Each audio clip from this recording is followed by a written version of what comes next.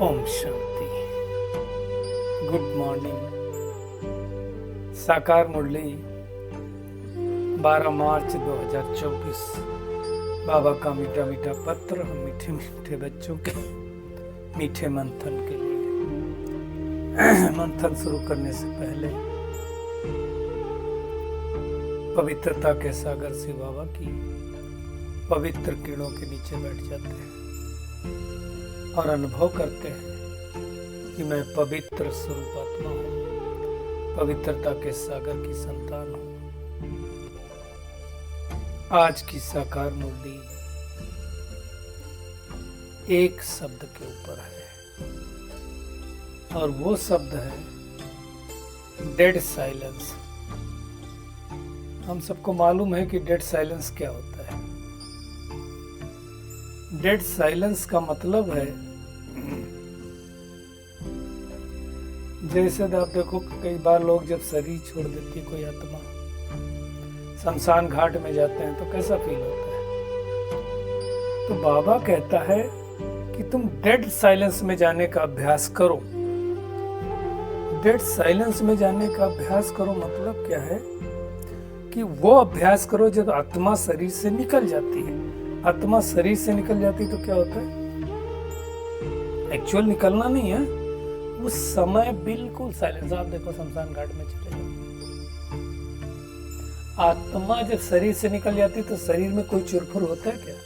कुछ नहीं होता, हिलता डुलता भी नहीं है। तो बाबा कहना ये चाहता है कि शरीर से अलग तो होना ही तुमको।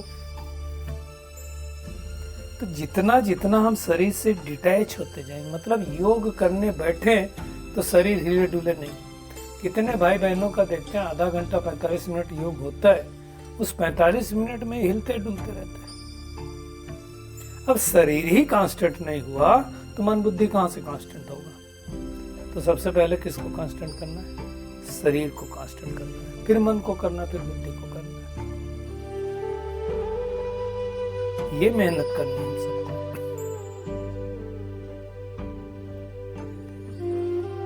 तो समझ में आएगा, है ना। डेड साइलेंस का मतलब होता है, डेड मतलब जिसमें कुछ हो ना, और उसके बाद जब साइलेंस हो, जैसे कोई मशीन चल रही हो भी डेड हो जाए तो कोई आवाज नहीं। आवाज आती क्या? नहीं आती। इसी प्रकार कोई इंसान हो जाता तो उसमें भी आवाज नहीं आती।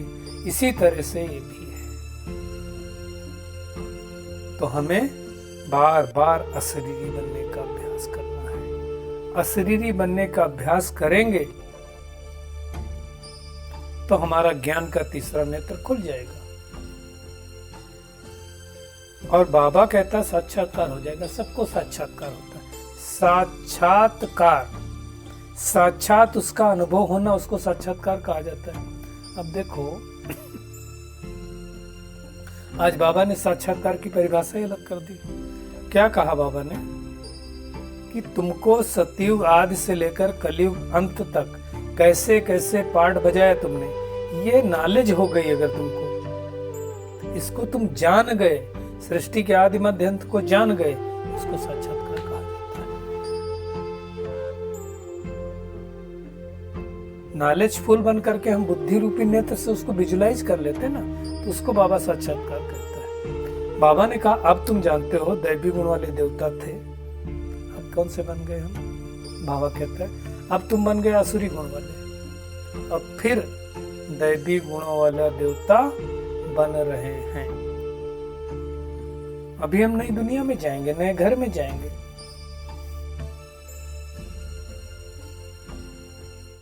क्या करने जाएंगे नई दुनिया नए घर में?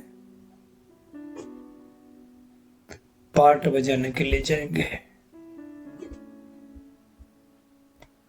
तो ये सारी बातें भगवान आकर के हमको समझाता है। हमें इसको अच्छी तरह से समझ करके, बाबा के ज्ञान को अच्छी तरह से समझ के अपने अंदर धारण करना है। जितना जितना हम धारण करते जाएंगे उतना उतना परिपक्व बनते जाएंगे।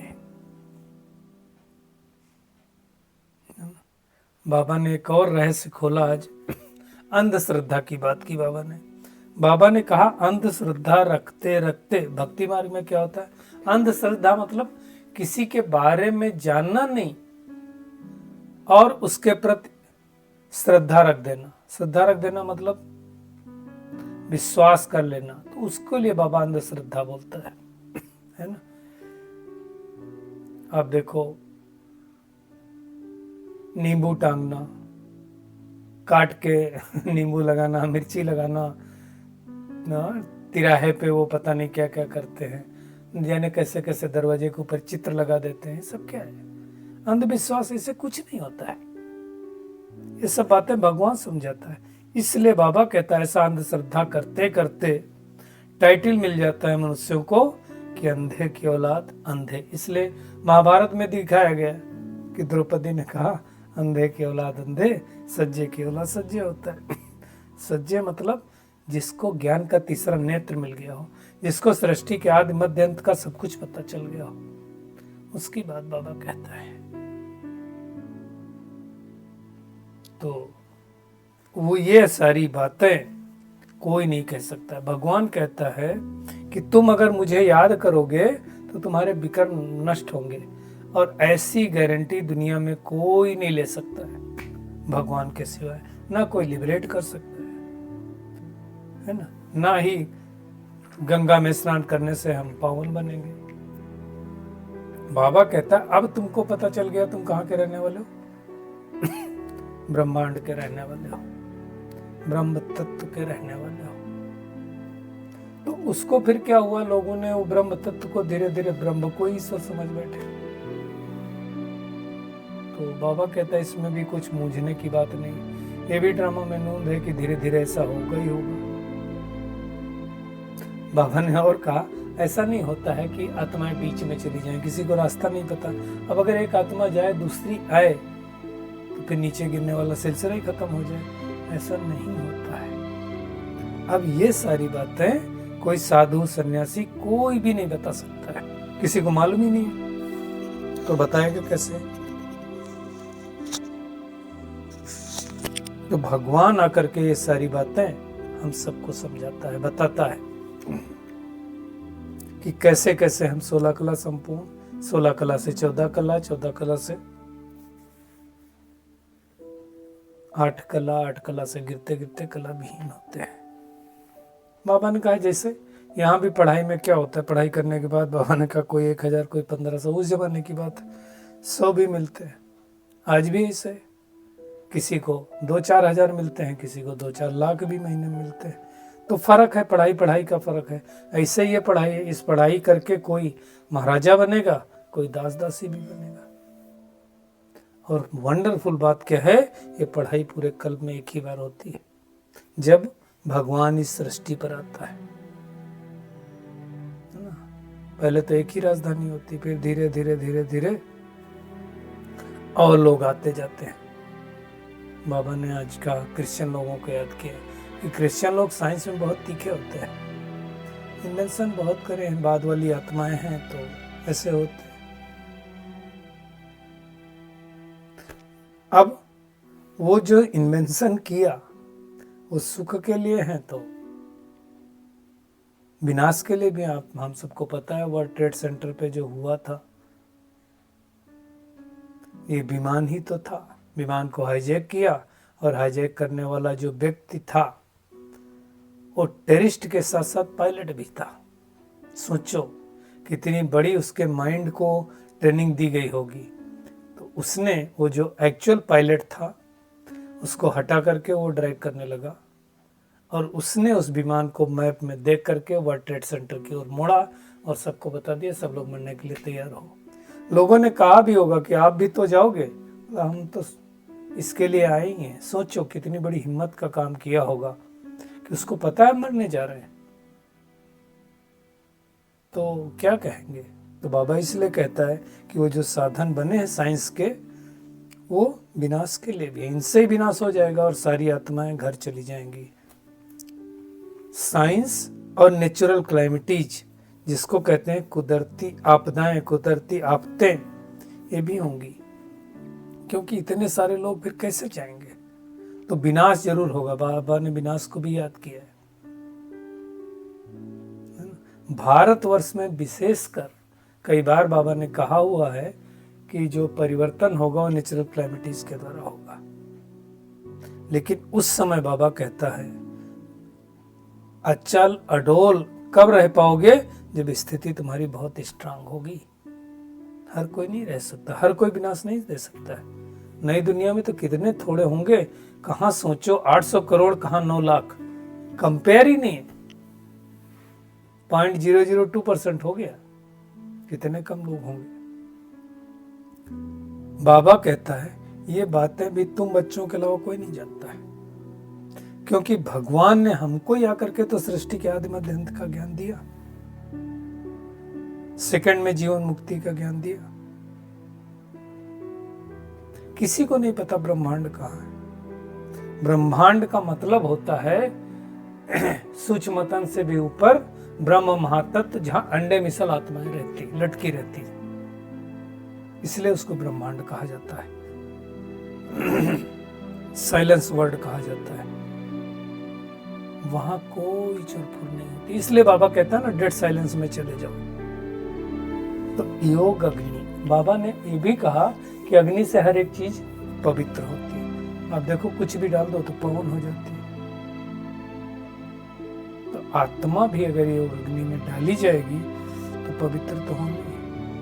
बाबा कहता है अभी तुम्हारा ज्ञान का तीसरा नेत्र खुला है। हम सतयुग से लगा करके कलयुग तक सब कुछ जान गए, अर्थात मास्टर नॉलेजफुल हो गए। तो भगवान ही आकर के हमें आसुरी गुणों वाले से दैवी गुणों वाला देवता बनाता है। तो अब हमें चेक करना है कि हम आसुरी गुणों वाले से दैवी गुणों वालों की तरफ कितना शिफ्ट हुए, कितना % मेरे अंदर परिवर्तन आया, वो हमको चेकिंग करनी है। और उसके लिए बाबा ने कई बार कहा हुआ चार्ट रखो। इतना अच्छा बनना है तब उनके चित्र भक्ति मार्ग में बनेंगे। वो भी बाबा कहता उतना एक्यूरेट तो बन नहीं पाएंगे। बाबा ने ये भी कहा ये रंग बिरंगी दुनिया सतयुग में नहीं होगी, वहां रंग ही रंग होंगे, बिरंगा कुछ नहीं होगा। वहां तो श्री कृष्ण जैसा प्रिंस होगा जिसको सुंदर कहा जाता है, बाद में श्याम होता है ना। बाहर निकला, बाबा कहते जन्म लिया, नाम पड़ा, और उसके बारे में आप जान गए तो सब कुछ जान गए। तो ये बेहद का बाप बेहद पढ़ाई हमको समझाता है, और फिर बेहद की पढ़ाई पढ़ा करके हमें बेहद का मालिक बनाता है। यानी सच्ची सच्ची सत्यनारायण की कथा परमात्मा को छोड़ के कोई नहीं समझा सकता है।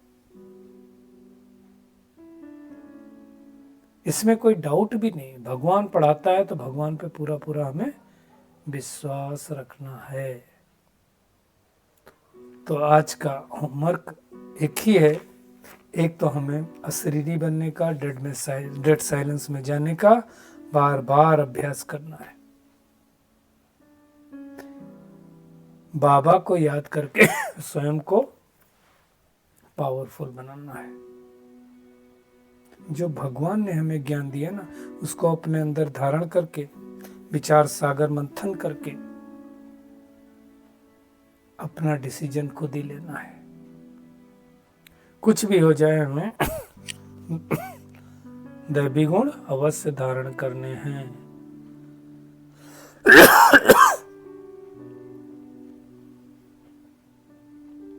आज का बाबा का वरदान है, बाप के साथ रहते रहते उनके समान बनने वाले सर्व आकर्षणों के प्रभाव से मुक्त भव। बाप का साथ मतलब रहते रहते मतलब क्या है? भगवान साथ तो हमारे हर समय नहीं रहता।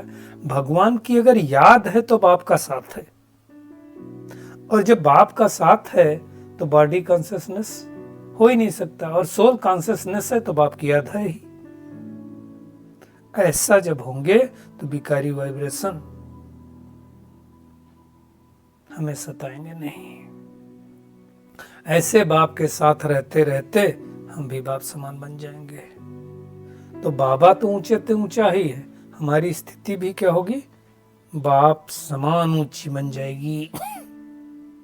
और नीचे की जो बातें होंगी उनका उनके ऊपर कोई प्रभाव नहीं पड़ेगा। तो हमें ध्यान देना है कि हमारी स्थिति कितनी ऊंची बनी है। स्लोगन है, मन और बुद्धि कंट्रोल में हो तो शरीर भी बनना सहज हो जाएगा। खेल तो सारा मन बुद्धि का ही है। बुद्धि चित्र दिखाती है, मन संकल्प करता है। आप देखो, कुछ भी चित्र देख लो, आप पुरानी बात भी कोई याद कर लो, बुद्धि पहले चित्र ही दिखाती है। जैसे चित्र दिखेगा, मन वो थॉट क्रिएट करने लगेगा। तो सारा खेल तो इसका ही। तो इस खेल में हमें मन और बुद्धि का संपूर्ण मालिक बनना है। शुक्रिया मीठे प्यारे बाप दादा, शुक्रिया आप सभी का इस मीठे मंथन के लिए। ओम शांति।